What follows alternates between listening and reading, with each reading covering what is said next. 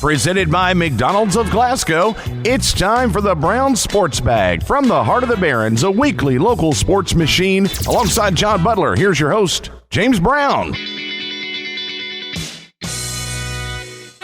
Well, today we have not John Butler. He's unable to be here, but I'm joined on the line by Brandon Combs. I guess I could refer to him now as the former boys basketball coach at Warren East. That's a recent deal, but he's been in these parts for a long time, lives over in this neck of the woods. One of the things I just wanted to talk to you about off the top is the fact that you guys you were in the position of being a coach and an athletic director this year. And I thought that was an interesting challenge probably for you. I know Warren Cunningham over here at Barron County, was also in that role. And I was just curious, especially during basketball season, what were some of the challenges that you faced? Well, I mean, this was obviously a tough sample size, to look at compared to last year and hopefully next year. But it seemed like it was something new every other week. With me being a first-time full AD, not being a co-AD or an assistant AD, it presented a lot of challenges. It seemed like my phone never stopped ringing, dinging, or pinging with a text phone call or something, especially in the fall once we figured out what was going on.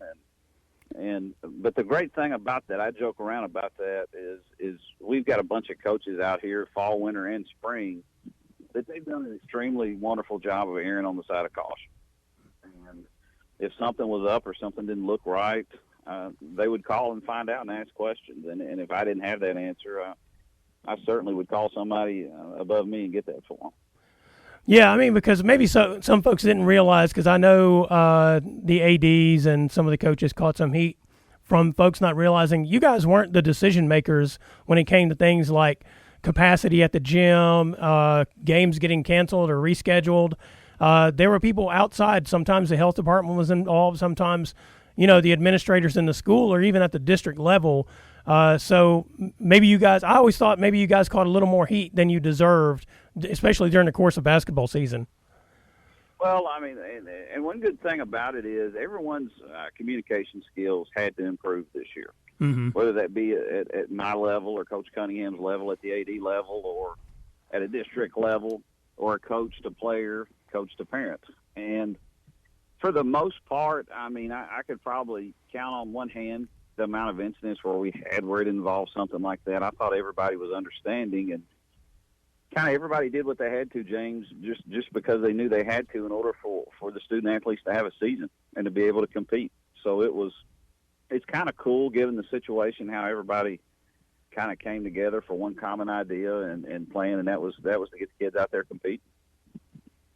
One of the things I also thought about was maybe some of the lessons that you specifically took away from the season, or even going back to the fall. Some of the things you guys had to deal with. What do you think were some of the things you guys learned that you may be doing going forward? Well, I mean, our softball coach, Philip McKinney, just walked past me. I'm sure he would love to play softball last spring. Right. So I think folks like him, it's made him really appreciate getting the opportunity to see his kids again and work with his kids. I tell people this all the time when we do get out of this, and I think there's light at the end of the tunnel. And one thing, as silly as this sounds, I think we're going to come out of it a much cleaner society. I really do. Right. And again, I can count on one hand the amount of times the entire school year I've had to ask a student, to pull their mask up over their nose. And looking at the different levels of how people were impacted, I have an 11-year-old at home, and I know how this impacted him. He didn't get to play basketball this winter. He didn't get to go to school for a long time. And for him being at that stage in his life, where he's developing, he's developing his social skills, he's missing his buddies. It's one thing to talk to your buddies on a headset, on a video game, but he's like me. He's very outgoing, and he wants to see those buddies in person. And you look at it from the perspective of the student athlete to where, let's just be honest. Some of these kids, this is what they come to school for, to compete. And high school athletics, I've always said this, is the ultimate indicator of character. And, this is the outlet a lot of those student athletes had. And then you take the structure and discipline of 4 and 5 days a week school away, along with athletics. I mean, it's tough. It's been tough on these teenagers. Was that one of the things you mentioning taking away the 4 or 5 days of the routine at school? Was that one of the things as a coach that you saw was a big challenge? Definitely so, because I mean, again, looking through the eyes of the student athlete, teenagers, they're going to sit up to 10, 11, 12 o'clock at night. They don't have that structure of being at school every morning at 7:05, being accountable, being responsible, getting themselves ready, getting to school, learning in person.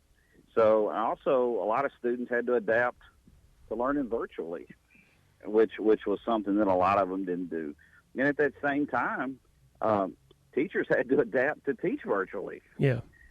So, I mean, just like everybody, and I don't want this to sound like I'm saying education and students had it worse than anybody else. That's not the case. It's just we've had to adapt.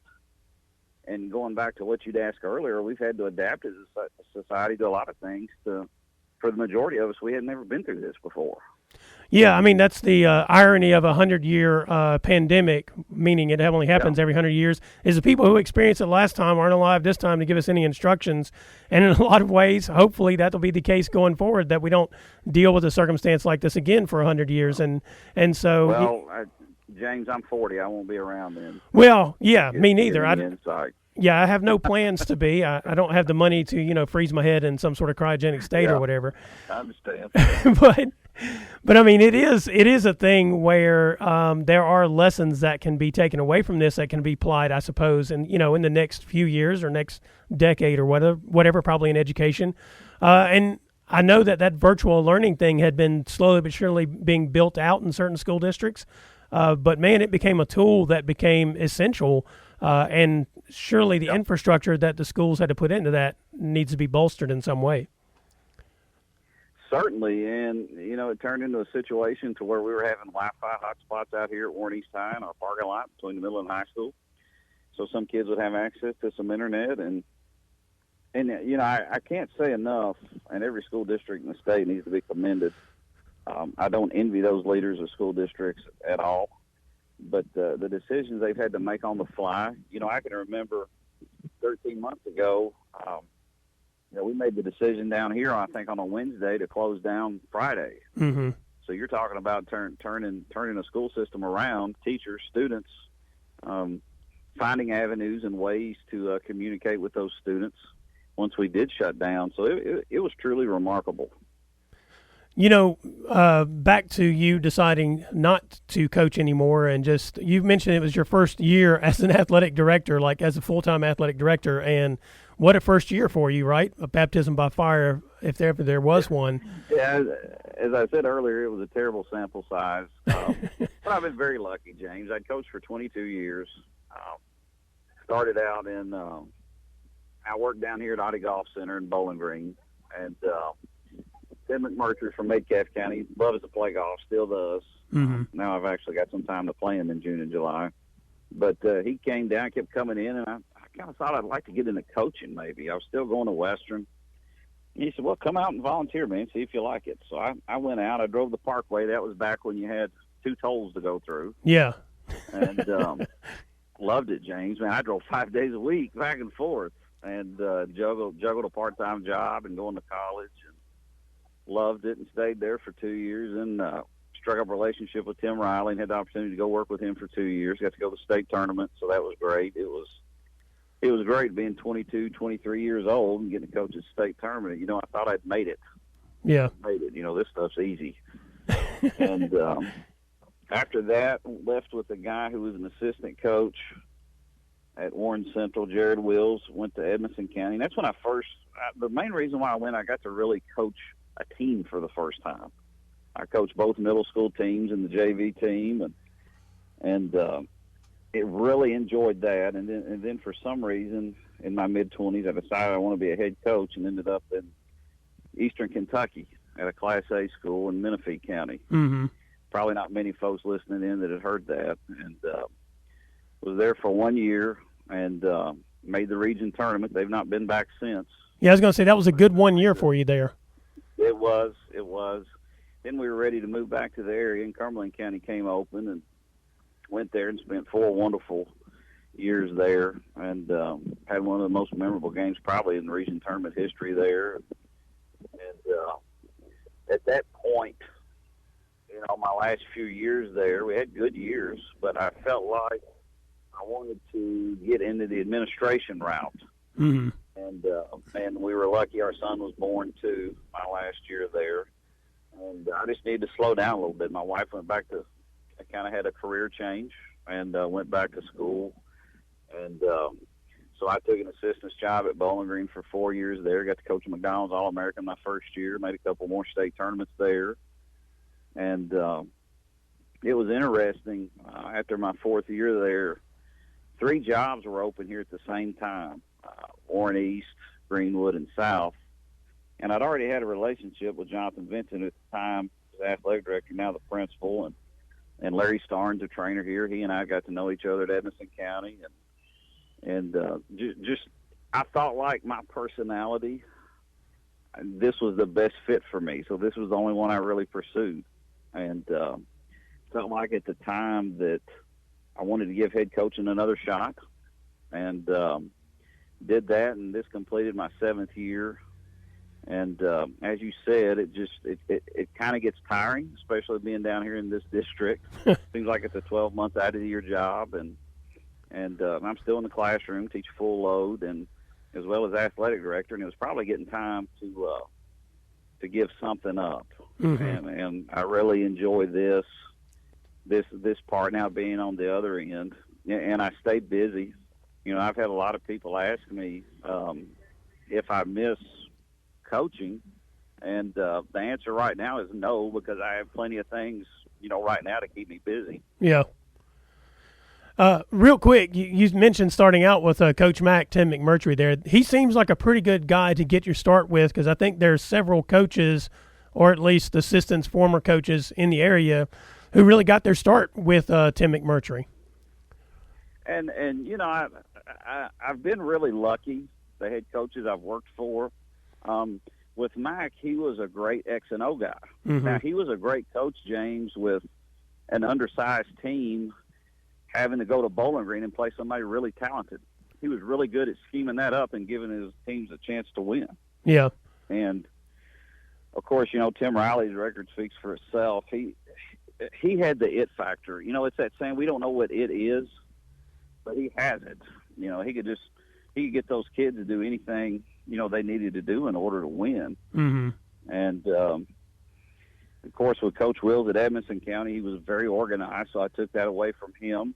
And, Coach Sherrill is a great example of, he's even keel. If he's on to a kid, it's probably, he's not mad at him. He's just disappointed because he knows they have more to give. Well, he'd also love on that kid as well. Yeah. So it was kind of a good cop, bad cop with him, and a good balance. And again, I got to coach 22 years. I'm not saying I'm completely done. Just my coaching batteries are kind of dead right now. But yeah. James, at age 40, I got to go to the state tournament 4 times. I won a district as a head coach, was runner-up in district as a head coach, and got to coach down here for 7 years. And there'd be several people that would trade places with me for sure. Mm-hmm. So I've been very blessed and very lucky. Real quick, one of the things I also wanted to talk to you about was this do-over legislation that was passed. Now, usually whenever legislation passes into law in Kentucky, it doesn't become active until July 1, the beginning of the fiscal year. But this was considered an emergency designation for this particular law, I think because of how it interacts with the upcoming school year. And this would be the one whereby, originally it was just high school, but now they've done it to where it's going to be K through 12. And so basically I think the way it sets up is students can replay. I don't want to say repeat. It's more like a replay of the school year they just had because of the way it was impacted.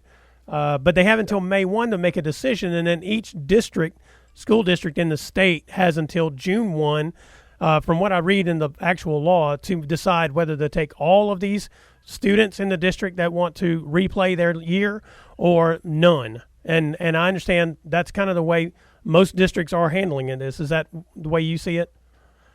Yeah, we're giving students down here until May 1 to decide whether or not that's what they want to do. And as a district down here, we're going to be an all or none. I'm sure our stance is going to be like everyone else's. If you want to replay, as you say, that year, you're going to be here the whole year. Mm-hmm. And there's no athletic advantage tied to it, where you come in and play football season or golf season and call it a year and head to the house. So, it's a big commitment. It's interesting. 3 or 4 months ago, did I think this would be something that anybody would even consider? No. Personally, I didn't. Yeah. I keep commenting and saying and looking back is we still didn't do anything for those seniors who lost last spring. Yeah, that's kind of the thing that I look at too. There were literally student athletes who lost everything and got nothing in return.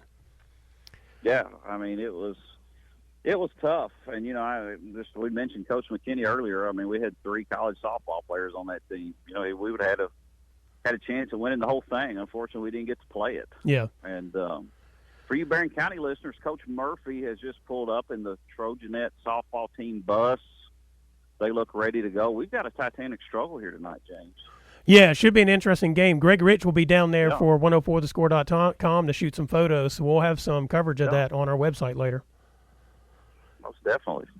Back to that do-over year, from just your perspective, just your thought process, do you think there will be a lot of takers at the high school level? I do. It'll be interesting, just like it is with anything. It'll be interesting to see how different parts of the state go about doing this, how they handle it. Yeah. Is it going to be a certain district, maybe a city district choose to do it and the county district choose not to, or vice versa? So it's going to be interesting. The thing about it, as you mentioned earlier, there's just not a lot of turnaround time here. You got to make a decision pretty quick. Yeah. Well, and I think a lot of folks maybe were under the impression that they could just take whatever they wanted in that supplemental year, but from what it reads in the law and from what I'm reading people's response to it, that's not going to be the case in most districts, or at least that's not the way it's written into the law. And so I think maybe that's having an impact as well on people deciding whether to do it or not. It is, and each case and each family situation is different. My wife and I were talking when we let Warner Combs repeat a grade. If he was a high school senior, probably not. It's time to move on with your life's work, son. Yeah. But again, that's our decision. Your decision, your wife's decision, maybe something totally different. I understand both sides of it. Athletically, do I think it could put us in a bind in some certain spots? Absolutely. Absolutely. My biggest fear is potentially turning into what college athletics is, where we have a transfer portal because of stuff like this. Yeah. But I don't think it'll get to that point. I hope it doesn't anyway, and I'm sure several others don't either. It'll be interesting to see, again, how different parts of the state handle this and what they think and what their local school boards, how they interpret this and how they implement it. Yeah. I've thought about that. Both my children are out of high school, but they did both compete in high school and high school athletics. And I've thought about it, and I kind of have come to the same conclusion you just mentioned about your son, is that, in the end, you're hopefully preparing them for what's next anyway. And sometimes, there are catastrophic injuries that happen to high school athletes that change their trajectory, in athletics. And I'm not sure that this year, in a lot of ways, is different than that in terms of what you're trying to teach your children. I absolutely agree, and again, we'll know here pretty quick how things are going to go. Yeah. I think the area tends to see how we react to things here in Warren County and Bowling Green from time to time, and be anxious to see kind of how we decide to go, and in the all or nothing type thing, and see how people surrounding us do as well. Yeah.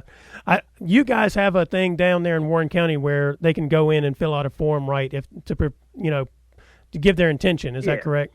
Yes, they have until May 1. Yeah, and I think Barron County has set up a similar portal from what I saw. I think it was on their Facebook page. I've not seen anything out of Glasgow yet or Caverna, so we'll see how that goes as well. But I imagine once, as you said, once one school district kind of says, hey, this is where we're going to handle it and set up a process for doing it, others will follow it. So I'm not too surprised by that. And I think all your school systems want a rough estimate and a number, so they're going to do that. They need to do that. Yeah. So that way they have an idea, grade-wise, and, all that good stuff that goes in child counts and stuff like that. So it's on the horizon. Yep. Well, Coach Combs, Brandon, I want to thank you for joining us and talking to us today. John Butler couldn't be with us today, unfortunately. But, yeah, good luck to you as the athletic director and in the classroom, and to you guys down there at Warren East. Appreciate you, James. Thanks for the time, buddy. You're welcome. That was Brandon Combs. He was here to join us today to talk to us about different things going on, and I want to thank him as always. He's always great to get on here and kind of talk about different things that are going on, because he kind of keeps up with different things. A lot of times we get to talk about podcasts we're listening to or books we're reading, that kind of stuff too, but that wasn't the case today. And as he mentioned, the Barron County Trojanettes are playing down there at Warren East today. Big game in the 4th region for softball. I'll be talking some more about upcoming softball and baseball games here in the next segment. This is Brown Sports Bag, brought to you by McDonald's of Glasgow. We'll be right back. Presented by McDonald's of Glasgow, it's back to the studio with James and John, the Brown Sports Bag.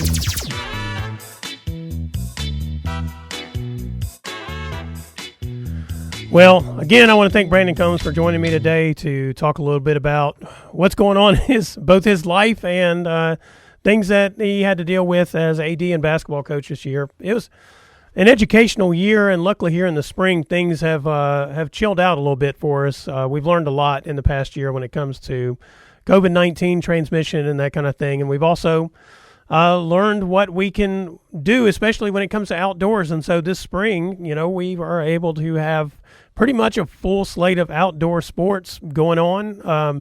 The weather, ironically, was a little miserable the first week of the season. It was beautiful during spring break, but there weren't a whole lot of games. And it's been a little chilly in the evenings last week, and it will be again this week. But nonetheless, the games have gotten in, and we're going to start out. Let's talk a little bit about Barron County softball. The Trojanettes decided to really challenge themselves. John and I talked about this last week. When you are a coach and you believe you have a team with potential, then you want to play the toughest schedule you can possibly put together. And the Trojanettes have been doing that, especially when they're playing outside the 4th region or inside the 4th region as they are today against Warren East, which is probably the best team, I think, or South Warren, take your pick. They're right there. Barron and Greenwood are probably right behind those two, I would guess. And so the Trojanettes are playing over at Warren East. That game starts at 5:30, by the way. But over the weekend, what they did is they went up to Great Crossing Park in Georgetown and played in the Don Power Softball Classic. And they played Lafayette, Christian County, and Assumption. Now, they lost all 3 of the games, and they lost them all kind of handily. But it probably is the absolute toughest competition they've played. And I'm sure there are lessons to be learned from those losses. Maybe some things that you get away with when you're not playing the best of the best, come back to really hurt you when you're playing better teams. The ball not pitched in quite the right spot, a fumbled ball somewhere on the field, or base running mistakes. Those things add up when you're playing better competition that you sometimes can get away with when you're just flat better than the other teams you're playing. And they continue that trend, like I said, when they play Warren East today. So it's a good lesson for them. By the way, it's another busy week for them in a lot of ways. Not as busy as last week was. They, like I said, they play Warren East today. They play at Glasgow on, I believe that is Thursday. Yes, and then they play at Bowling Green on Friday. Now, they played Bowling Green last week. That game was squeezed in there, and they won that game last week 3-1. Had a couple of solo home runs that proved to be the difference. Lily Brody had a good day in the circle for them as well. So they're kind of making the tour, this week with away games. They have no home games this week. They don't play at home again until next Monday against Cumberland County. So, it'll be curious to see when they play at Warren East today what lessons they did take from the weekend, and what adjustments they make as they compete. The Glasgow Lady Scotties, they are struggling at the moment. Very young team. I mean, they play a ton of 8th graders, freshmen, sophomores. They have no seniors, so it's all learning on the field for them this year. And I think that's one of the things we forget is that there was not the usual way of practice through the fall and winter months because of the COVID restrictions. There was no season last year, so there was nothing gained from that. And so if you're a young team, you are literally learning to play the game at the varsity level as you're playing it, which can be rough. That can definitely be rough. One of the things that Berrien County did have an advantage of is they had no seniors last year. So even though they lost the year of experience, they had an experienced team coming back, if you kind of think of it in the sense of the amount they had played previously. So anyway, the Glasgow Lady Scotties, they struggled a little bit last week. They lost the district game to Allen County, lost to Russellville, which has a solid team, and lost to Logan County, which has a solid team. They're not, ironically enough, they're not slacking up in their schedule because, they go today, they're playing over at Greenwood, which, as I just mentioned earlier, is like the team that's probably right there behind South Warren, Warren East. I'd say Berrien County, Greenwood are like at that next tier behind those top two teams. So, they're going to go over there and challenge themselves again. Coach Caleb Crow, I had a thing on Twitter talking about he can see the improvement in his team. And, it's learning how to compete at that higher level. You can be as good as you want to be as an 8th grader against other 8th graders, but when you step up at that higher level, you're just going to be challenged no matter how good you are. They also, they are learning, like I said, as they go along. Got some solid young players, though. The future is good for them. It's kind of like the basketball team in a way. They were so young that the only thing that they have in front of them is growth and improvement. So, that's going to be a good thing for them. They also have a tough week, as I mentioned. They do the game with Greenwood, then they turn around tomorrow and play over at Monroe County. They struggled against them the first meeting in that 15th district contest. So, I guess that'll be a measurement in a way to see what kind of growth they've had, that rematch with Monroe County. Then they host Berrien County on Thursday, and then they take a few days off. They get back into action next week. So, it'll be another good week for them to continue and improve. In baseball, Berrien County had, it opened well for them. They beat Monroe County in a district game 14-3 last week. Then they played a pretty rough schedule there to close out the week. On Friday, they hosted Warren East. They lost that game 9-4. Then they came back on Saturday, hosted Logan County and Russell County. Those three teams, year in and year out, are better teams in the 4th region in baseball. They're just very solid programs. And, Logan County slipped by them 4-3, and then they lost to Russell County 10-2. They hosted those games on Saturday over there, and then Logan and Russell played each other as well as part of the little triple header, so to speak, that they were playing over there at Berrien County. They were prior to Friday and Saturday, they were 6-1. 6-1. Their only loss had been to Glasgow, which was Glasgow's first game of the season and their second game of the season. But it did kind of set the stage for how the district is shaping up because only that first game counts in the district seeding for the district tournament, which will be played at Glasgow this year, the baseball and softball tournaments. And, so Glasgow was 2-0 in the district. They had beaten Barron, and then they beat Allen as well. Barron is 1-1 in the district. Barron still has a game with Allen County coming up. That'll be next. Actually, no, that's tomorrow. They play Allen County tomorrow. Today, the Trojans are hosting Hart County at 5, and then they play Allen County tomorrow at 5. So, we'll see how that shapes up with them there. those 3 losses are probably not detrimental. I mean, they're not detrimental. They're very similar to probably the Trojanettes' losses in the tournament in Georgetown, where they, they're learning from those games because they were playing some of the usually better programs in the 4th region. So, it would be interesting to see what lessons they took from those games. Another interesting thing about last week was because no games got canceled, the teams were kind of forced, the baseball teams were kind of forced to go dig into their depth of pitching, especially toward the end of the week, to see, who they could get on the mound because of pitching restrictions and that kind of stuff during the course of a week. So that was a kind of a curious little sidebar thing there that really had an impact on Glasgow's baseball team at the end of the week. Let's recap here real quick.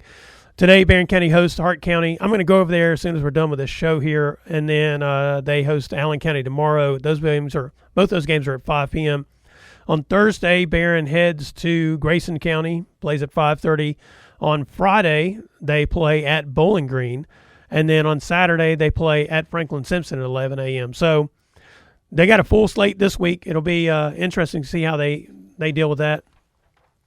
Meanwhile, back to the Glasgow baseball. Glasgow ended up playing 5 games within 6 days. And that really had a taxing effect on their pitching toward the end of the week.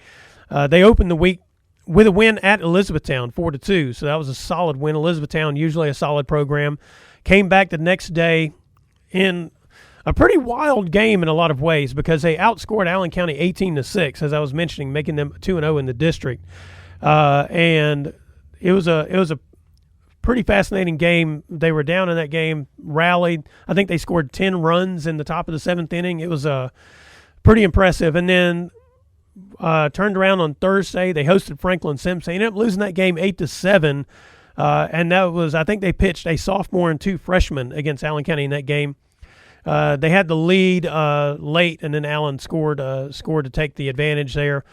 Came back on Friday. They dug even deeper into their pitching pool and played Metcalfe County in a game that was 17-13. They scored 4 runs in 2 innings and then scored 9 in the bottom of the 6th, I think it was, to take the lead. They were down in that game.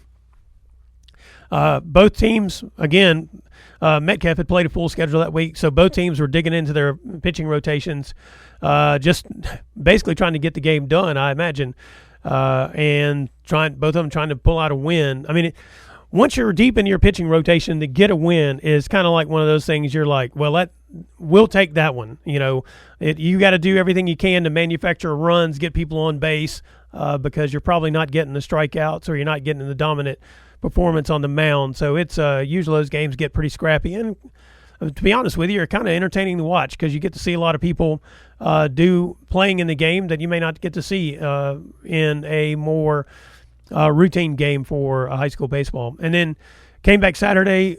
Glasgow played over at Warren East, lost that game 12-2. They come back today. They are at South Warren. So I think Coach Royce referred to this as the Warren County tour, starting with that Warren East game because they played Warren East on Saturday. They play over at South Warren today at 5:30. Sandwiched there is a game tomorrow at home against Monroe County. That'll be a district game. And then they play over at Greenwood on Thursday at 5:30.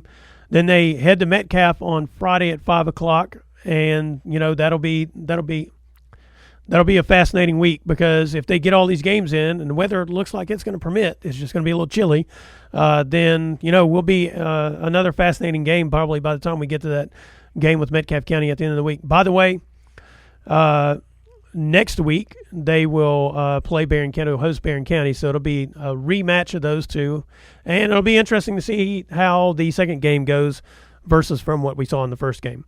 All right, this is Brown Sports Bag brought to you by McDonald's in Glasgow. When we come back, we're going to talk a little bit about some folks who did well from the area last week.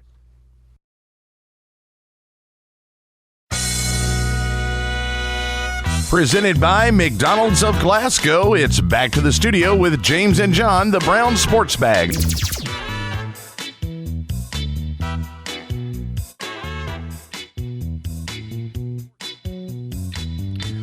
Well, it's me, James Brown. I'm back.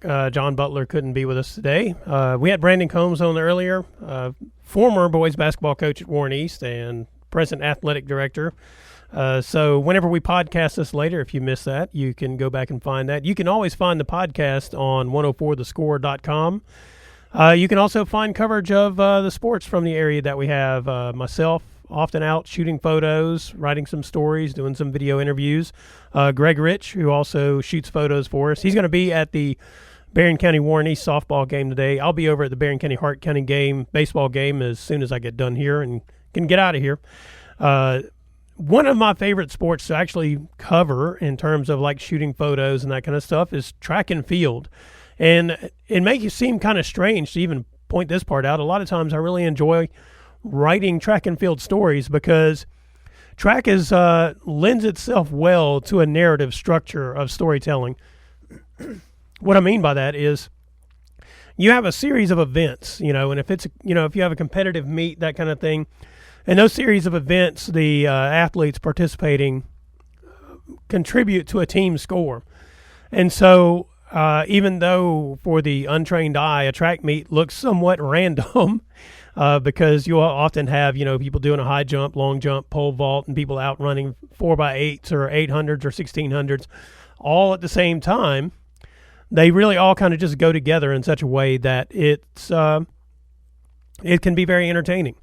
One of my favorite things to do. Plus, the action in a track meet when it comes to shooting photos and that kind of stuff is very iconic in a lot of ways. If you think about watching the Olympics or watching Olympic coverage on TV, and then you can go and view, say, how Sports Illustrated may have photos from a meet, and there's just so many emotions within the confines of a track meet. Because one of the things I also like about it is that there's a lot of camaraderie a lot of times between athletes from different teams. And if you think about track this way, or track and field and cross country specifically, one thing that they do is running's not really fun when you get right down to it. Now, it may be energizing, it may be energetic, and if you're a person who enjoys running, you enjoy that, getting that second win, getting that euphoria, the high of running, and that's great. But in terms of like compared to other sports such as, say, basketball or football or baseball, you practice those sports, and then at the end you get the reward of playing in the games. And track and field, cross country, they don't really pan out that way. The competition day is basically you torture yourself some more by way of getting on a track and running as fast as you can, or as hard as you can, or as long as you can, depending on what you're doing, jumping as far as you can. So it's always been fascinating to me, people who are good at track and field events and really work hard at it, because it's a fascinating thing, and that's one of the reasons I enjoy covering it. And so they had a track meet over at Barron County on Thursday of last week. They'll have 2 or 3 more, I think, coming up at Barron County, including, I think, the Terry Reed Track Classic, which is in early May. Another one of my favorite things, because it's named after Terry Reed, longtime track and field coach over at Barron County, still out there. His granddaughter is out there running now, Gracie Reed, and doing well. They had, I think, Skylar Owen was their long jumper, and maybe she had a personal record from Thursday's meet. We will have we had some photos on 104thescore.com from the meet. We'll have more info for track and field as the season goes along. So look forward to that. Also on Saturday, they had the regional swim meets, which were qualifiers for the state meet. And for Glasgow, Abby Lee qualified for the state swim meet that is going to be this Saturday, as I understand it, Russell County, in the 50 and the 100 freestyle. And then Barron County's relay squad of Hannah Doyle, Elaine Ross, Julia Kinsman, and Abigail Harbison qualified in the 200 medley and the 400 freestyle medley race. So congratulations to those folks on making it to the state swim meet. Meanwhile, I think the Barron County cheerleaders, they were the regional champs. I don't know exactly how that breaks down in terms of how they do the regions. Sometimes the cheerleading is split up into different things. I know there were some changes this year. Probably should have done a little more research before I got on the radio to talk about it. But anyway, congratulations to them.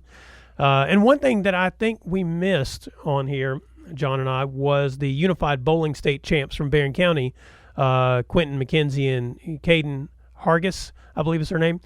They were recognized at the Barron County Board of Education meeting, I believe it was last Thursday. So congratulations to them as well. Some folks outside of the sports that you usually think of when they pop to the top of your head are doing well in our area.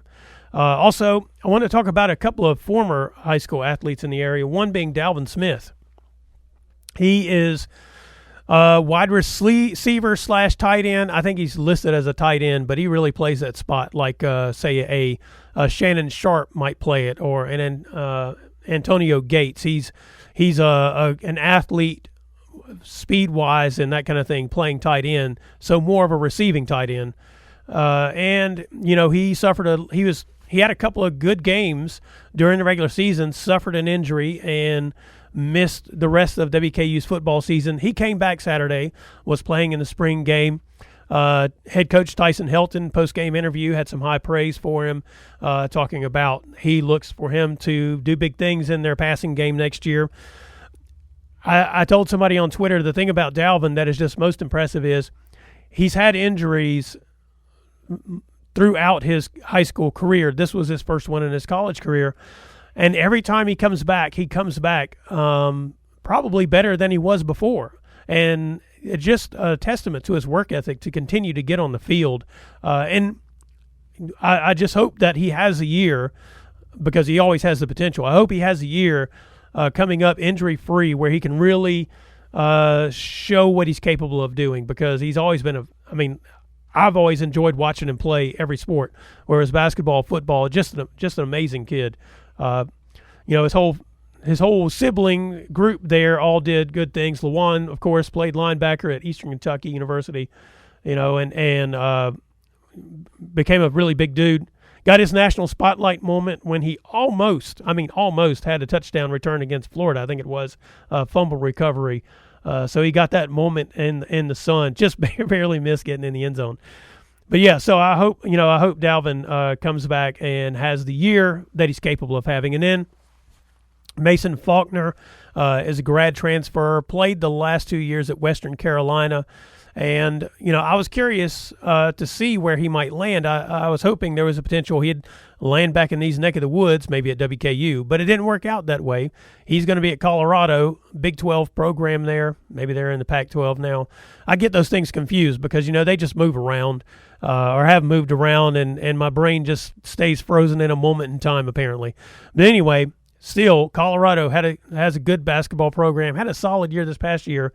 They've been on the rise, so hopefully he can help them get over the top. Hopefully we get a chance to see him play in that NCAA tournament come next year. So good luck to Mason there on the grad transfer year that's coming up for him. Should be outstanding. Another kid, really, man, saw him playing sports since he was 7 years old, really. So always enjoyed watching Mason play, especially, you know, high school basketball, that kind of thing. Folks may not realize he could have picked other sports like baseball and probably been just as good at those too. He's kind of like Dalvin in that way. Whatever sport he picked up, it seemed like he excelled at it. So, you know, congratulations to Mason on the transfer to Colorado. Congratulations on Dalvin Smith getting on the radar there at WKU. Lots of kind words about him after that spring game. Hopefully things work out a little better for WKU's football program next year. You know, a little more consistency at quarterback and that kind of thing. And I guess at wide receiver and that kind of thing as well. Maybe the Toppers can get over the top, get back to that Conference USA title game. We're going to take a quick break here. When I come back, I'm going to talk a little bit about the NFL draft that's coming up. It's a little over a week away. I'm sure there are lots of speculations on the quarterback that's going to be taken first, or whether people should take a quarterback first, or so many other things. We'll talk about Alex Smith retiring as well. All right, this is Brown Sports Bag, brought to you by McDonald's of Glasgow. We'll be right back.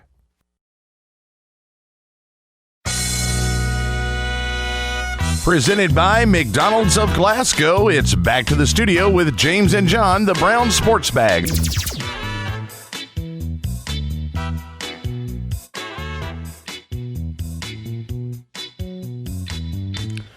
All right, we're back here on the Brown Sports Bag. John's not able to be with us today. We're going to talk a little bit about the NFL draft. It is April 29th. That's a Thursday night. I believe, it should be an interesting draft, mostly because I find the fascination with quarterbacks fascinating, I guess. And one of the things about it is, there's no doubt that the Jacksonville Jaguars, who are the first to pick in this draft, and they will be taking probably Trevor Lawrence. I mean, Trevor Lawrence would have been the number 1 overall pick last year, I'm pretty sure, but he decided to stick around for another year, and there he is, back on the board.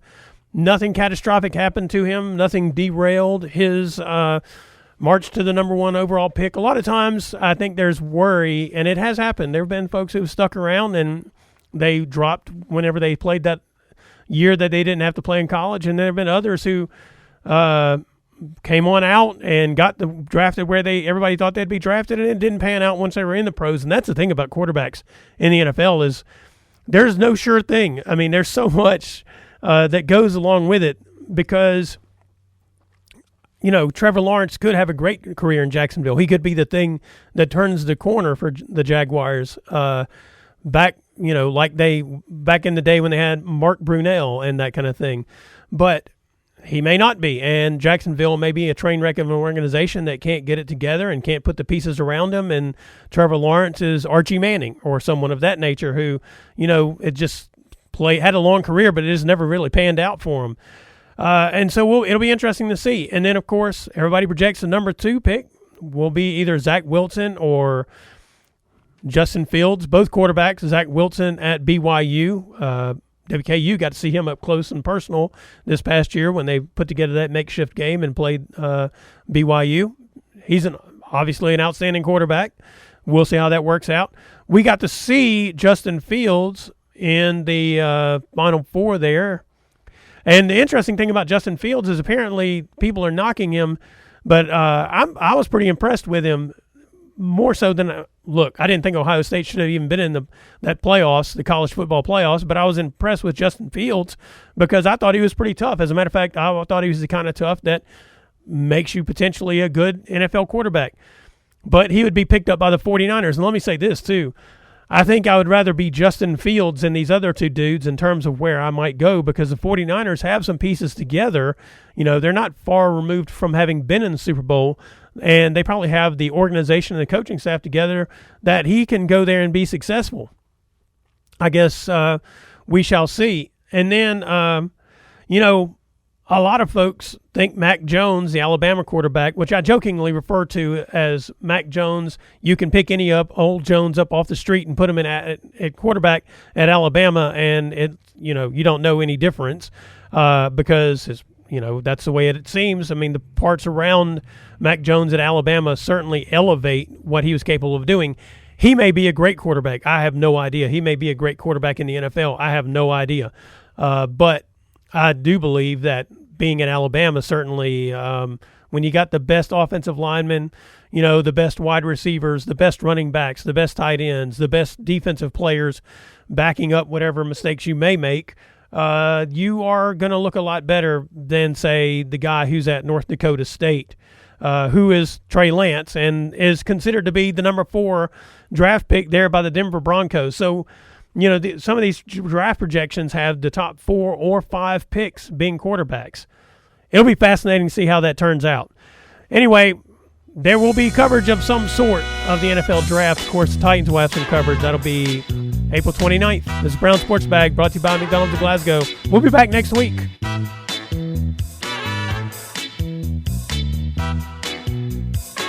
Thanks for listening, and be sure and join James and John once again next Monday at 4 for the Brown Sports Bag, a local weekly sports machine presented by McDonald's of Glasgow.